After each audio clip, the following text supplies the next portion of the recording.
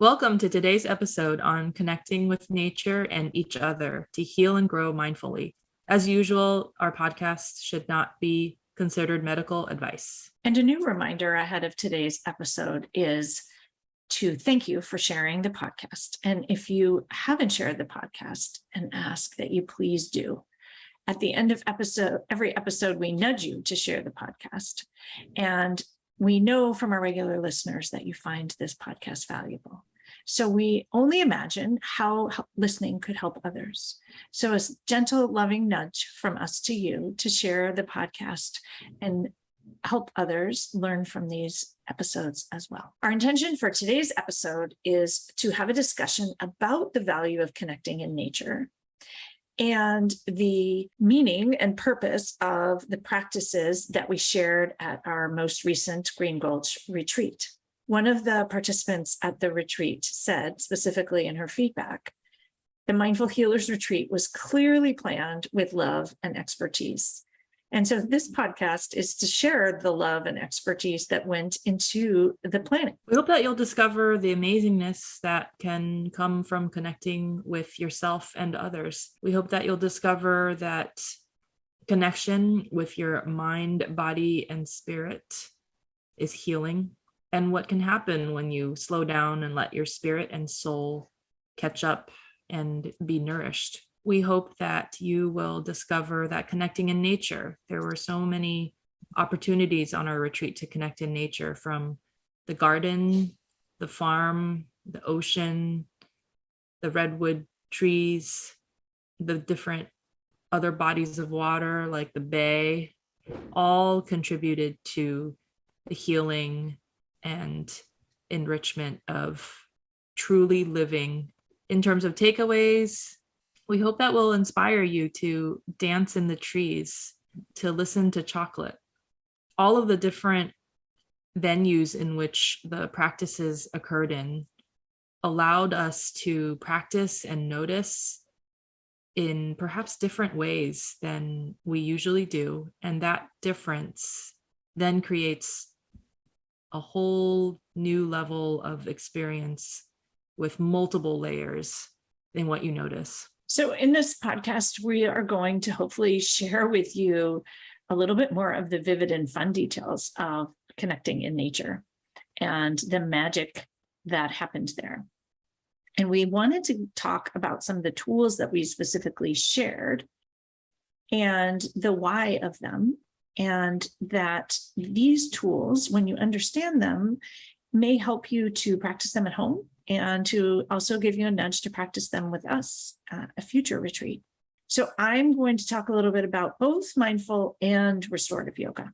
And I will talk a bit more about some of the formal practices that I guided, including the body scan, walking meditation, sitting awareness of breath, and mindful eating, specifically the very popular experience of listening to chocolate.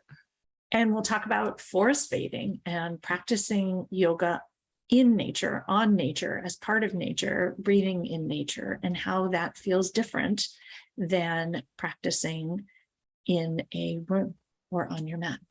And also about incorporating play into the retreat experience. We had crayons and colored pencils and coloring books and different activities. One of the things we talked about at the retreat was the idea of bringing play into mindfulness, and that mindfulness doesn't have to be so serious. It can be light, and much of presence, and we've talked in a previous podcast about delight, comes from bringing play and a lightness to being mindful in the moment.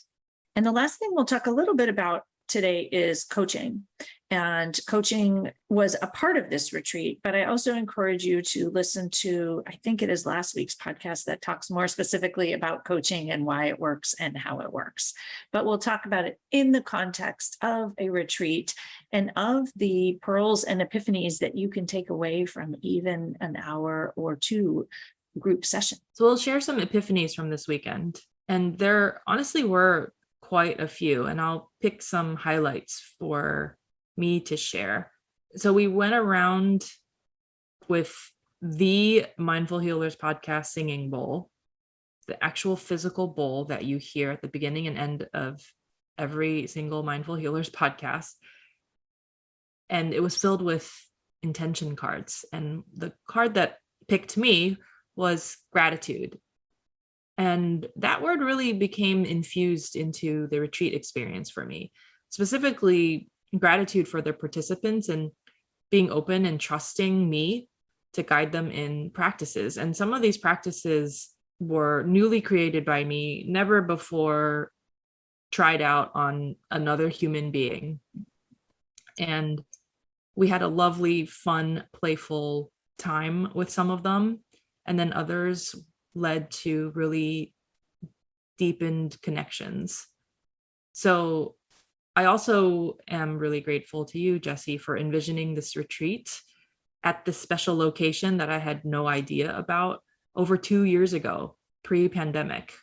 And it finally came to fruition in spite of and despite being in the midst of COVID.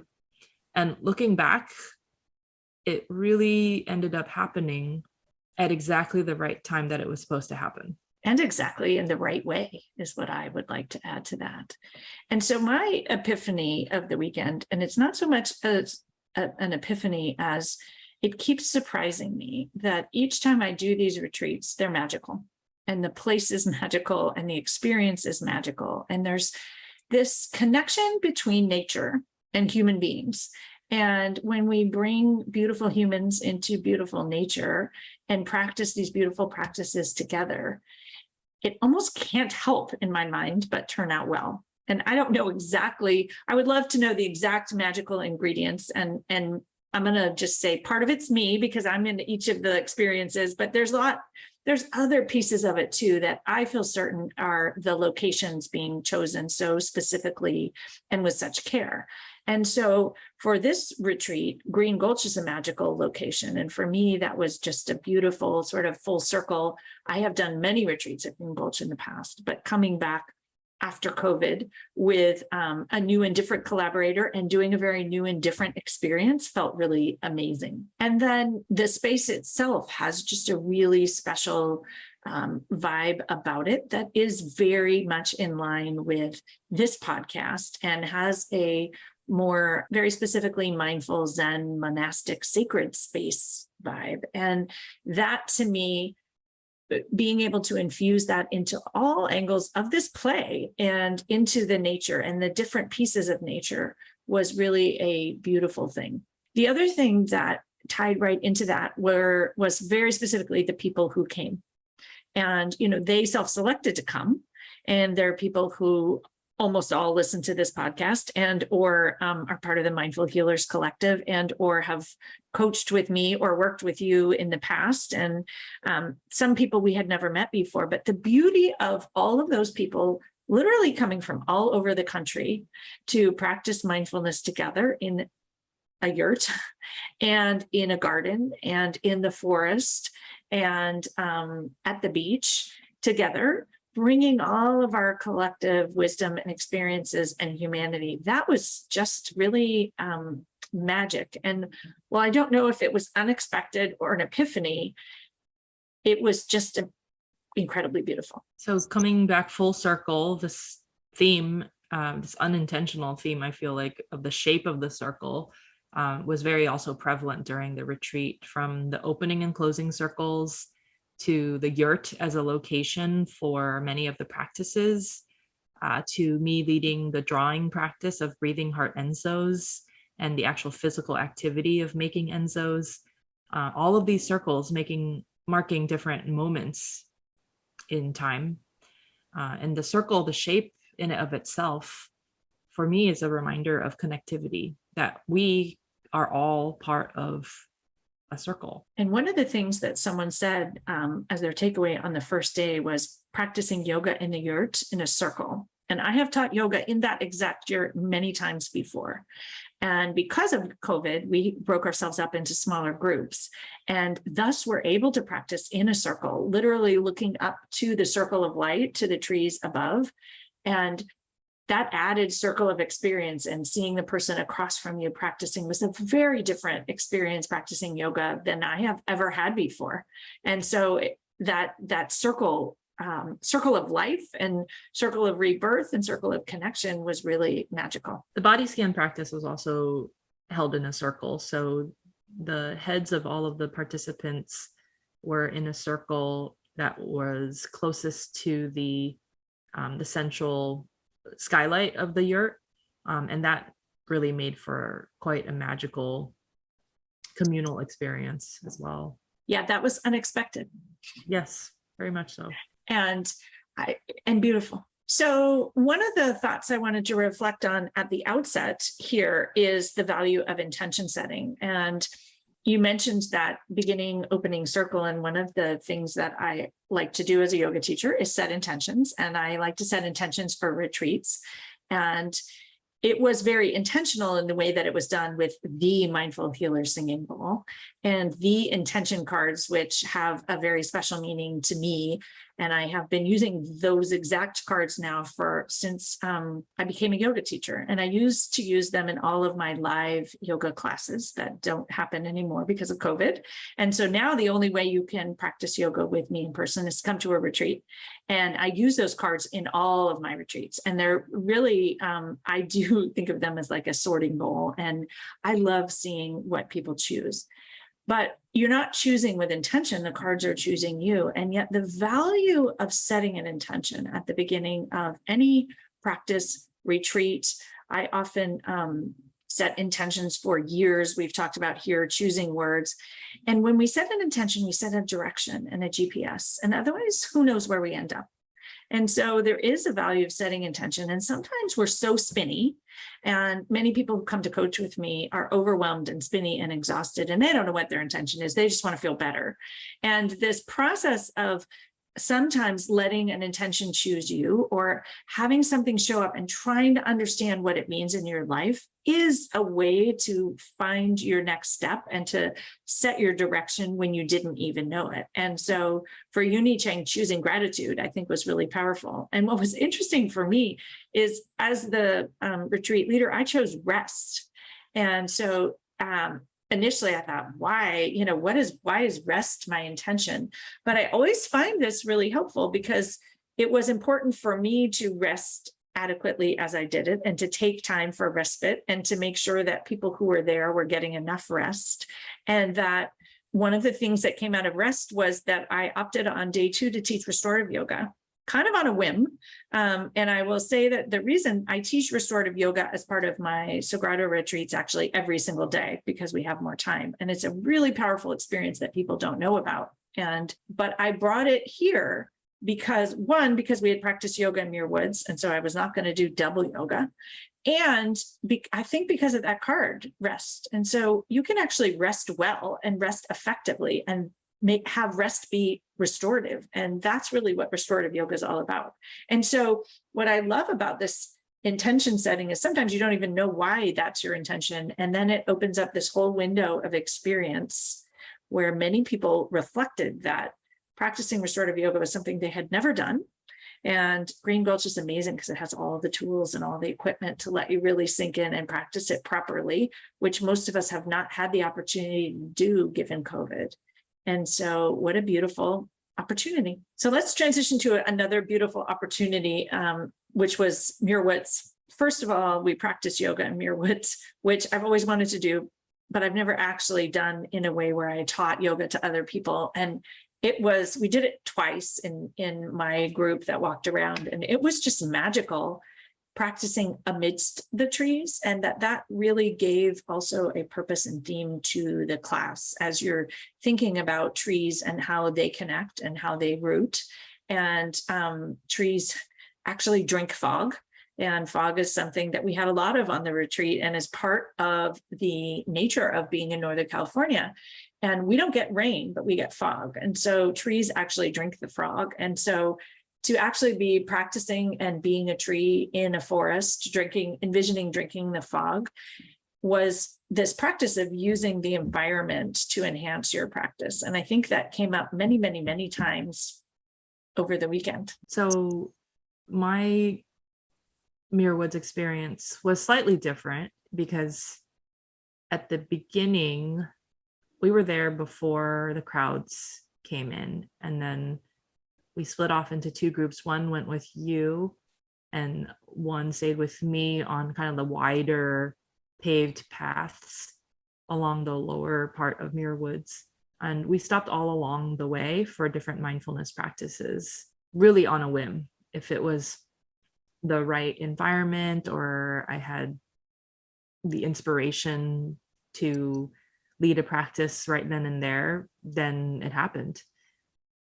And it was, again, I love that word magical to describe the redwoods, because for the good half hour that we were there, we truly did have the woods to ourselves. And what I noticed was that the silence of the redwoods is deafening. Like if you really listen to the silence, it created such an insular safety in this silence. I felt cocooned in the absence of sounds that the redwoods provided, all the whilst drinking in and breathing in that fresh air from the sacred trees.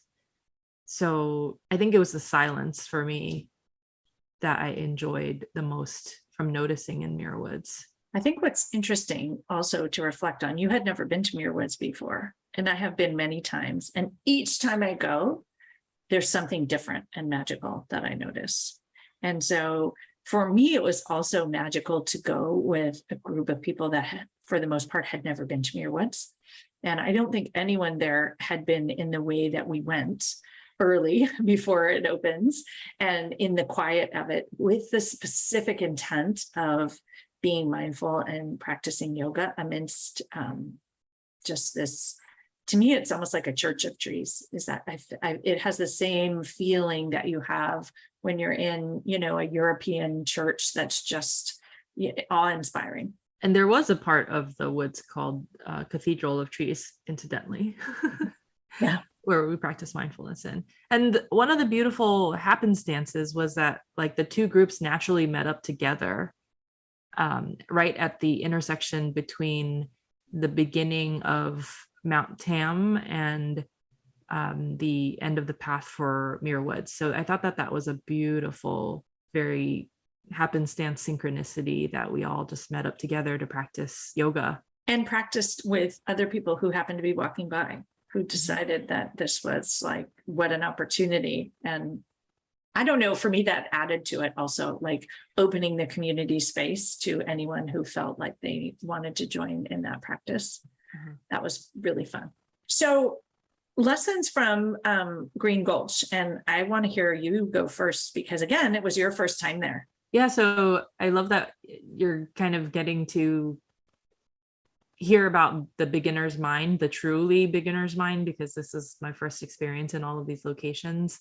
So with Green Gulch, being born and raised and practicing Buddhist, when we walk into sacred spaces, like even if it's a church, a mosque, a synagogue, whatever sacred space where spirituality, religion is being practiced, the energy and the atmosphere are just different. And so the Green Gulch Farm and Zen Center had that sacredness, this pure, clean energy and atmosphere, not only because it was set amongst so much greenery and nature in the mountains, but because of its lack of pretentiousness, I think afforded a very natural and authentic rustic connectedness with the earth that was ever present in all aspects of the experience there, from even going to the restroom and going to the little kitchenette from the Yurt where we got a lot of our tea. There were reminders everywhere of conservation being at hand as well. And yeah, I just really appreciated that rustic connectedness with the earth that was ever present there. I think what always comes back to me about being at Green Gulch is that it is very much a Zen center, and it's very much infused with sort of a monastic sense of, I love your word, sacred. And there is a simplicity about the place and a respectfulness of quiet and mindfulness and being that it's also not at all pretentious. That feels like a very real word to me. Much of it is about processing and being quiet and being still. And there's really like no noise, and there's just a sense of peace and calm in the space. And part of it comes from the trees and part of it comes from the farm. But even people who are working in the farm, they do so quietly and mindfully. And people move through the gardens quietly and mindfully. And when you're getting your meals at Green Gulch, it's a very different experience actually than either of my other retreats, in the sense that the meals are all delicious and organic and vegan/vegetarian. Like, so it's not that they're all farm to table types of food, but the experience of gathering your food and sitting down to eat your food and enjoying your food is very different. And so, Green Gulch is a farm, and you're eating the food from the land, but you're eating it with a reverence, and it's served in sort of a simpleness with respect for the food and the earth and where it came from. And there is definitely no pretentiousness. It's, bread and butter and salad that's from the farm, the most delicious salad ever is how I like to think about it, and a vegan stew and soup, and that's what you eat every day, a version of that, a different kind of bread, a different kind of salad with a different kind of topping and a different amazingness from the earth. But it's presented in this very simple, clean, and one of the words that comes to mind is non-dramatic way, which is good and bad. But again, it's kind of fun to enjoy it in that way and to eat it in that mindful way. And the salad was the best salad I have ever had. No joke. It was quite good. And I think, it adds when you see the lettuce, but I'm going to say, was it the best salad? It's one of those salads that you eat and you say, wow, this is like amazing salad. Because now I'm thinking about the salad at Pie Ranch, that's pretty good. The salad at Sagrada is pretty good. They're all different though. And what I think is different, this is so interesting, is the way in which the food is prepared, and the people who prepare it in all three of those spaces is incredibly different. The intention with which it's prepared and the intention with which you will enjoy it is different. And like whether you're learning about the food or you're learning about cooking or whether you're learning about sustainability is also different. And the way it's presented and where you eat it and how you eat it. We talked about this in a previous podcast. It's not just what you eat, but where you eat and how you eat it and who you eat it with and the intention in eating it.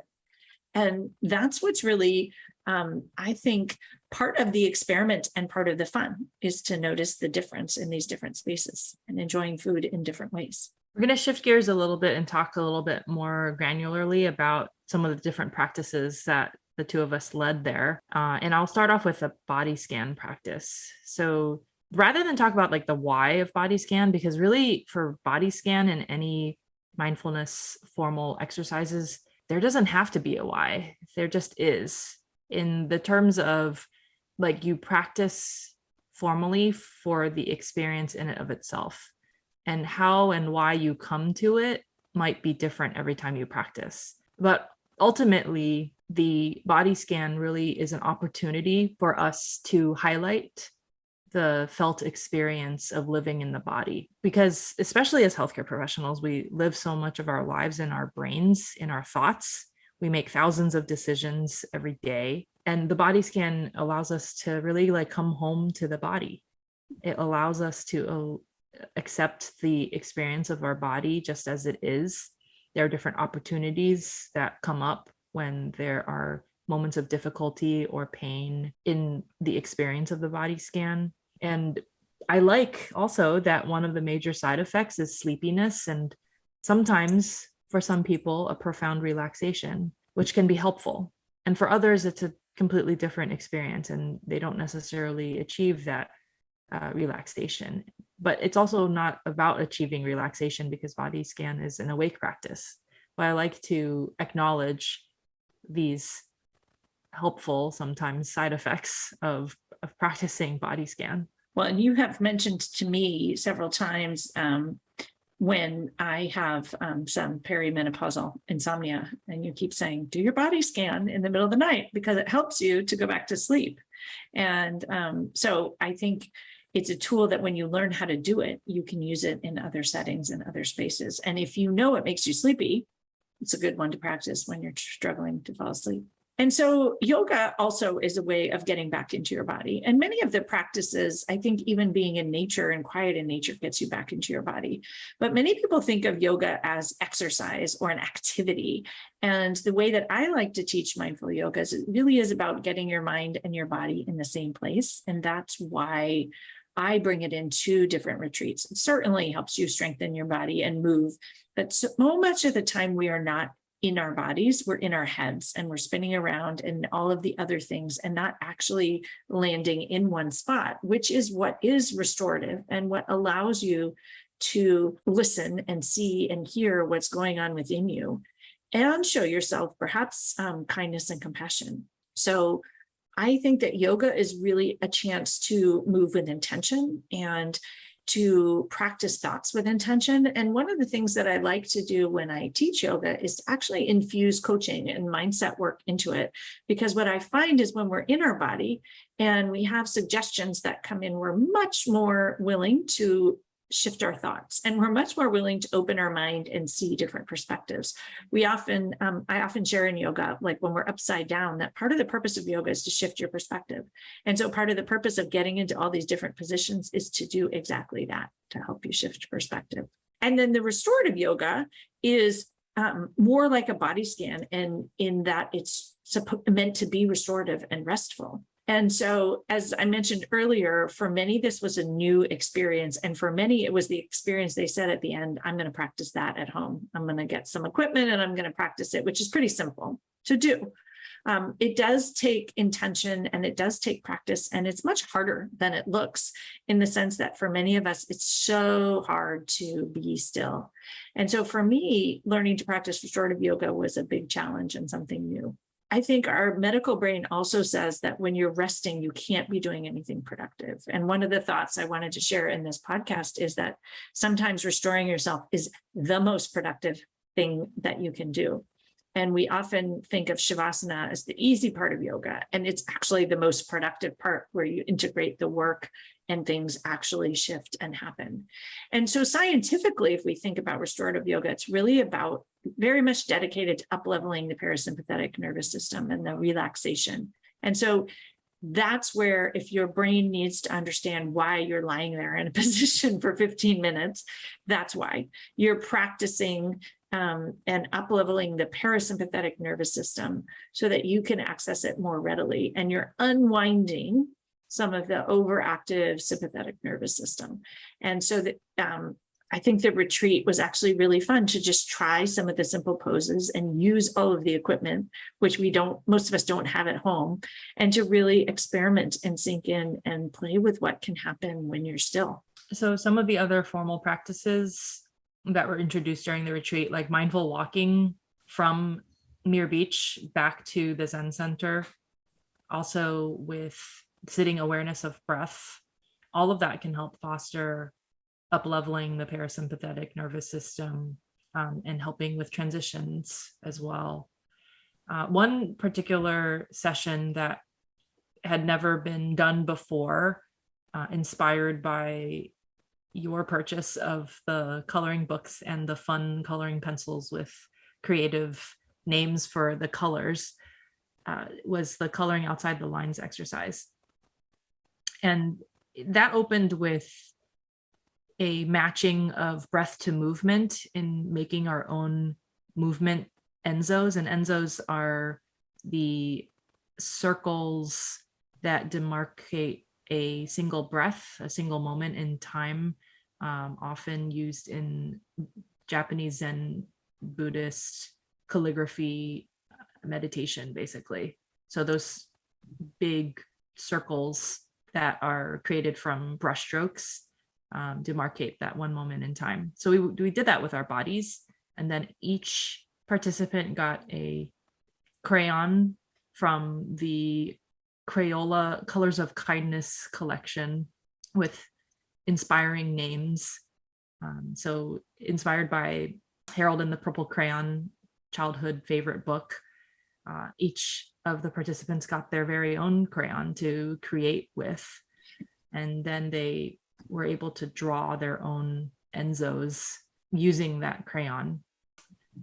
And then the invitation was to color in the coloring books, but in a variety of different ways. And then we had a debrief. And oftentimes the way that you approach play and creativity and activities that you don't normally engage in can be really, really refreshing and insightful. And so I rather enjoyed that never before guided practice. And one thing I want to reflect on is it might seem like, oh, they're telling us everything they did in the retreat. I'll just go do that myself. And I think there's a couple of things which, when you do it in nature with a group of people led by, I'm going to say, expert facilitators such as ourselves, the experience is different, and that it's not something that one can recreate at home. It's a little bit like the difference between self-coaching and working with a coach, and the idea of having that immediate feedback and all of the things that make up the actual experience, the breeze or the fire that's in front of you, or the breeze, the sound of the ocean in the rocks, that all of these things come together. And then is really, in truth, and I'm going to be not humble here, but the magic of good facilitators, and that you can do a coloring exercise and it can be amazing, or it can be, and a lot of that has to do with who's leading it and your relationship with them, and whether they're sort of a good fit for you in terms of how you think and your nervous system accepting new and different ways of doing things. And then one other thing you mentioned there that just really inspired me is that exercise was an exercise you've never done before. And I know for myself that every retreat I don't do the same thing.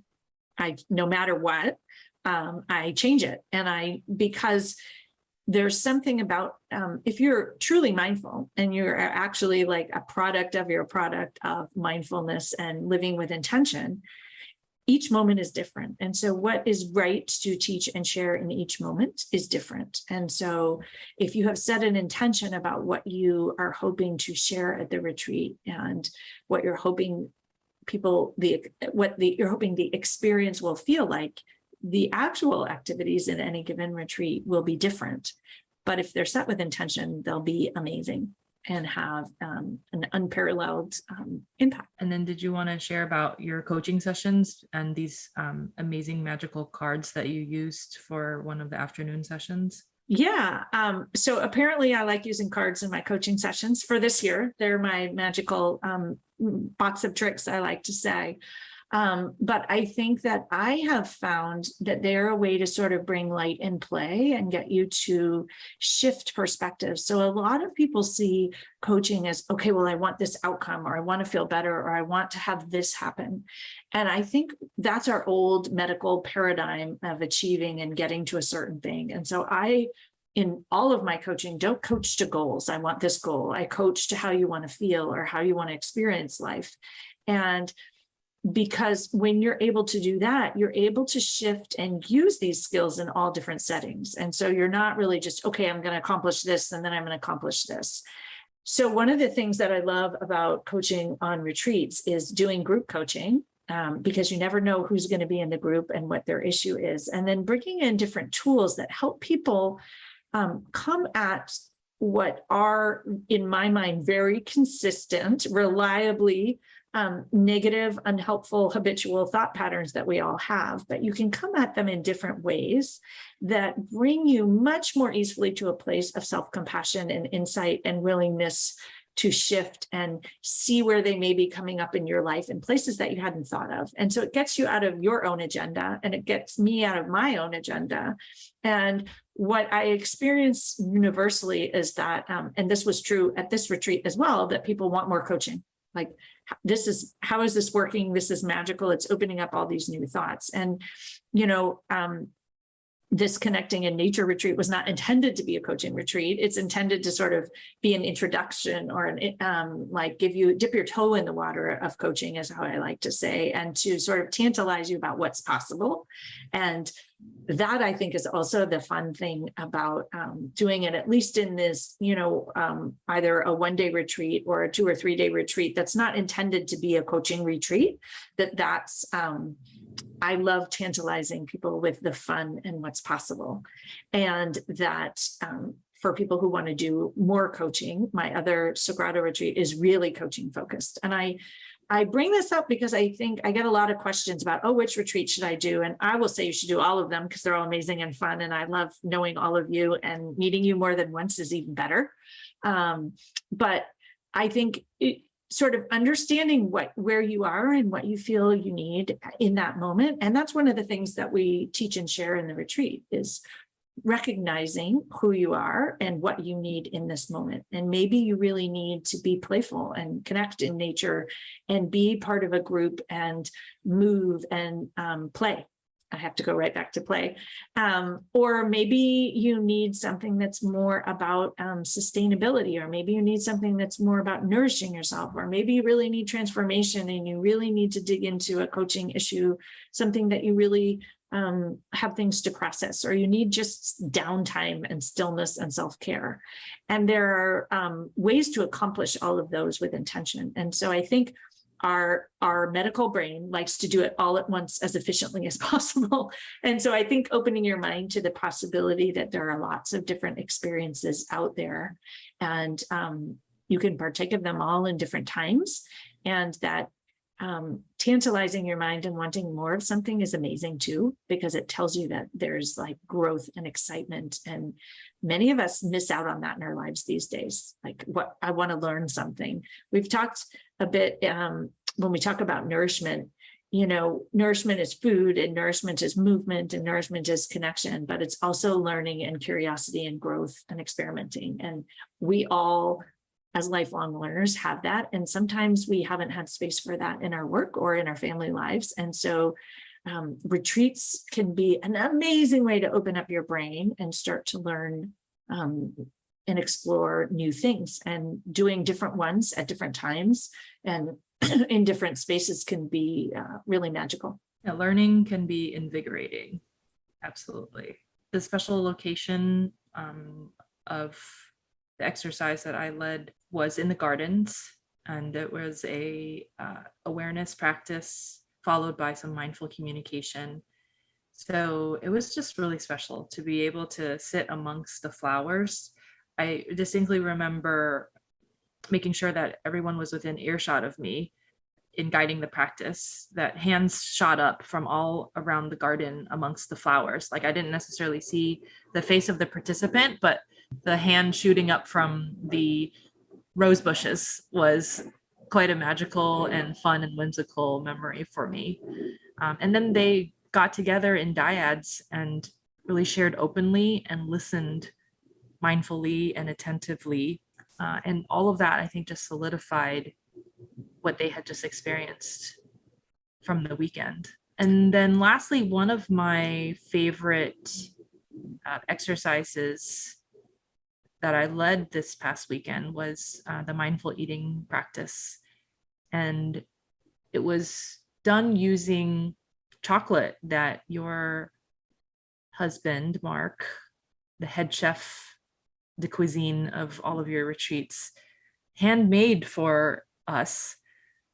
And the adage of listening to chocolate as a life lesson came from that during our experiencing the chocolate with all of our senses in a mindful, playful, curious way. And I do want to, you're reminding me to just express gratitude, I think, for the fact that we had originally envisioned doing mindful. We were going to upgrade from raisins to chocolate no matter what. But when I talked to my husband, Mark, about it, he was like, well, you can't, we were going to get, I was going to get delicious San Francisco chocolate because that seemed fantastic. And he was like, you can't do that. Like, don't you want to do so? I don't know who of you saw, but when we were in Hawaii on a vacation recently, I treated my chef husband to a farm tour in this awesome Hawaiian farm as kind of a thank you for his help with some of my retreats. And we had these amazing chocolate truffles as part of the dessert. And he said, well, you guys should really be having those. And of course, he sat down to figuring out the recipe, and I got to test drive them for 2 days before, which was awesome. And then figured out how to make them and keep them chilled and have them all. So it was really this, it wasn't just chocolate, it was like chocolate filled with love. And I know we often talk about the intent of the food and the energy that the food is made from and with, and that is it changes the way it tastes. And so not only did we listen to chocolate, I think we kind of ate love through the chocolate, which was really magical. The other thing I wanted to reflect on, because I'm super jealous, is your garden experience, because I didn't get to do the garden experience because I was teaching yoga at the time. And so I am inspired to figure out how to spend more time in that garden, because this was, as I mentioned to you and at the retreat, the best version of the Green Gulch garden I've ever been in, I think because of the time of year. And so I fully intend to go back and do the retreat in that garden at the same time of year. And we had to get special permission to practice in the garden because it's a sacred garden. And I'm hoping to get special permission to practice yoga in there. And if not, I'm just going to have to come and do mindfulness amidst those dahlias, because when I saw the photos, which I also have to thank Mark for, I think it was really delightful for everyone there to not have to focus on taking photos all the time and to be able to be in the moment. And that was something, again, totally unanticipated, that made the whole experience that much more magical. But when I saw them of you guys all amidst the flowers and you could barely see people's heads, it just reminded me almost of one of those rides at Disneyland, and I can't remember the name of it, but it has all these little creatures and you ride in a boat and it's like this just magical wonderland, or like the Hobbit or something, but I mean a happy Hobbit. I know not all of the Hobbit is happy, but that kind of like lightness and play, and like you were literally like these little seated things amidst this huge flowers. And so even seeing those photos, even though I didn't get to be there, I did get to walk through, but I didn't get to practice with you in that moment. And I'm aspiring to do that next time. So I can't wait. So we thought we'd share some feedback from our retreat participants so far. The retreat provided safe connection, sharing, and nourishment for the mind, body, and soul. I left with probably the lowest cortisol levels and muscle tension that I've had in years. I'm deeply grateful for the experiences and connection and tools to continue in my journey of personal wellness. I felt so recharged after taking time to take care of myself. It was incredible. Nature, yoga, mindfulness, focus, great mini coaching, intention setting, sharing with others, playful attitudes, impressive colleagues, the chance to encourage each other and be inspired with great snacks and meals. I have tremendous gratitude for the opportunity, and I'm so glad to have done this for myself, my personal relationships, and my patients. And in response to how the retreat participants are going to apply the tools, taking that which was learned from the retreat to helping their own family calm down in times of stress. And one of my favorites, transitioning well, being more present and listening attentively. Attentive listening to patients and colleagues, and pausing as a tool to preserve internal resources. So as we end today, we would love to have you join us next time. We plan to do a repeat in July 2023. The dates are actually, we now know them, will be July 14th to 16th. We are adding a day because feedback was make it longer. And we're looking into ways to add a few other things by request, more coaching, more time in the garden, more cooking and Mark's food, and chances to explore some other nearby locations with us, as well as a request that it would be lovely just to have more downtime. And we agree. And so the thought is that we can make it longer and still offer CME and give you more time to be and absorb and integrate. So in the meantime, before next year's retreat in July, number one, sign up, and the signups will hopefully be open by the time this podcast releases. If not, you can email us to be on the wait list, but our intention is to get them ready. And listen to us on the podcast, and please share it with others. We know from those we met at the retreat that it is powerful and has played a really key role in many people's wellness and mindfulness and intentional journeys of change in the last year in healing. So we would love it if you would listen, and not just to this episode, but perhaps previous episodes you've missed, and please share it with others who may not know about its benefits. We'd also love it if you join us in the Mindful Healthcare Collective, which is a Facebook group, as well as just an online community. You can get the emails about free events that we do, and including this retreat, which is not free, but we offer many, many, many opportunities over the course of the year, including yoga with me almost every weekend online, so that you can be prepared to practice in person when you join me in person. You can also join me at awakenbreath.org. I will be one of the teachers for Mindful Magazine's Mindful 30 Meditation Challenge every day in September. If you sign up, you'll get one new guided practice every day. And I hope that you'll join us. For more information, you can go straight to my website at awakenbreath.org for the link, or you can check out more available resources, articles, guided practices as well on mindful.org.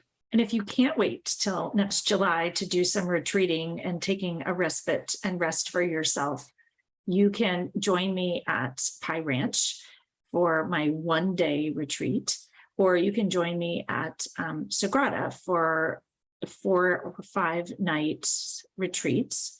And I wanted to reflect, I got a lot of questions at the actual retreat about the different retreats and what's the difference.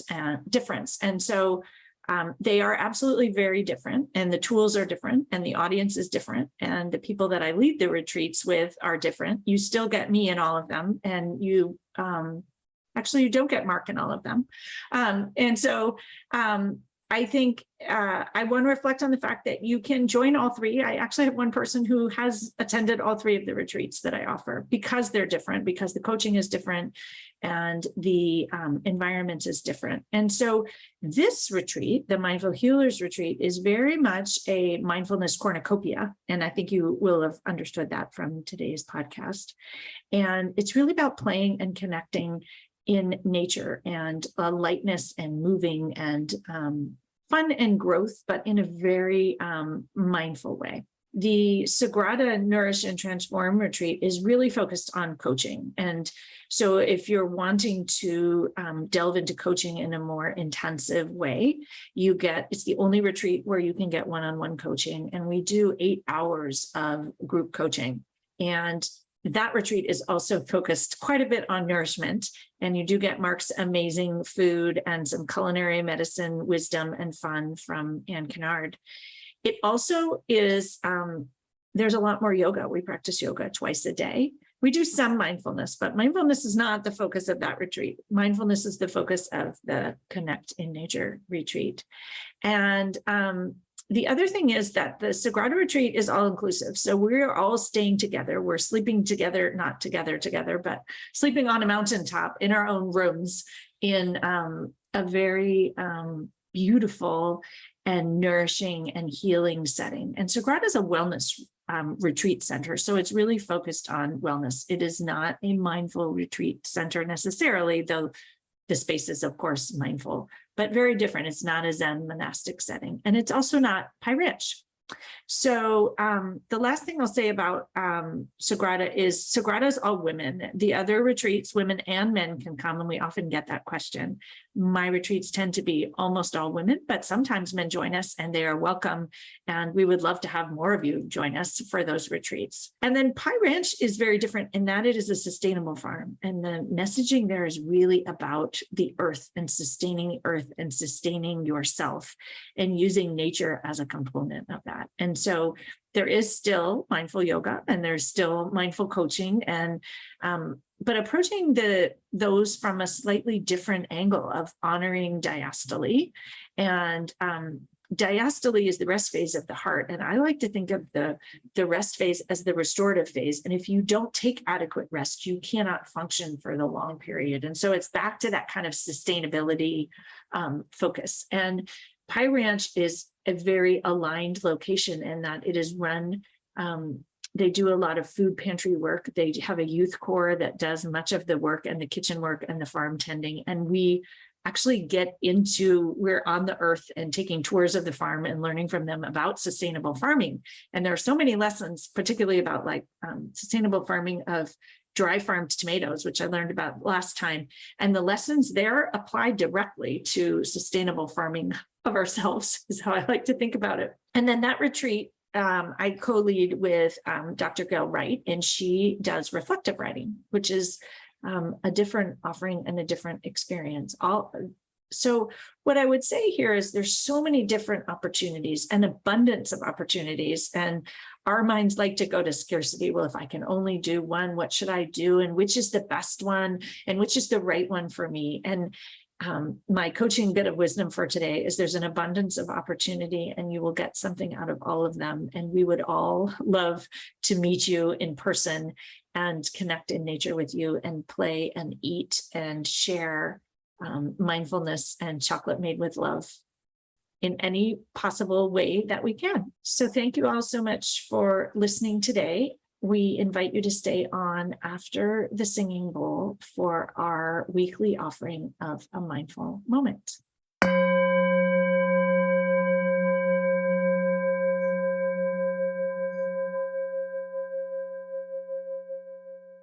Welcome to this mindful moment offering, inviting you to actually stand wherever you are.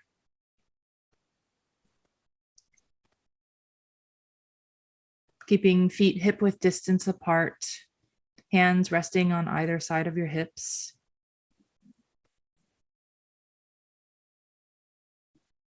Taking a moment to notice the sensations of the ground beneath your feet.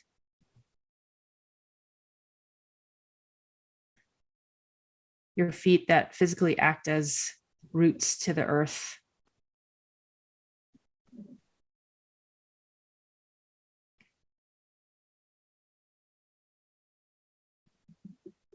Envisioning the rooting into the earth, embodying the physical strength, majesty of a tree that is your body. And perhaps allowing the arms to come up, hands reaching up towards the sky. Sharing this passage from Emily Silva's book,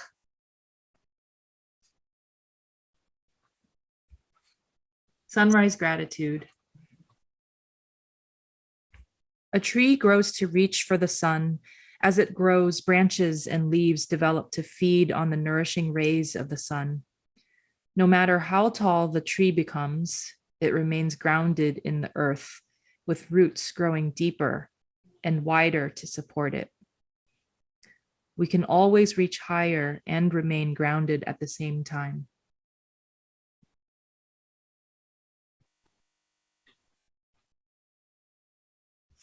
And reflecting upon the root growth of the redwoods,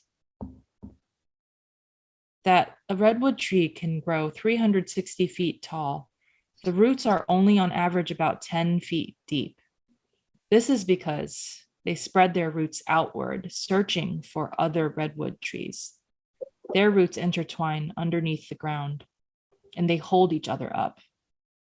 A redwood tree cannot stand on its own, and neither can we.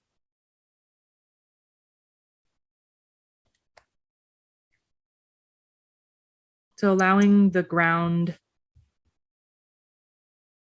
to support you, your feet spreading out roots with colleagues and loved ones,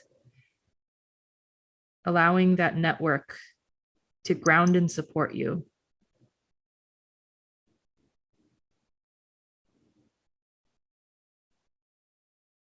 And as you're ready, blinking open eyes, letting the light back in, taking a moment to notice how you feel now compared to just a few minutes ago.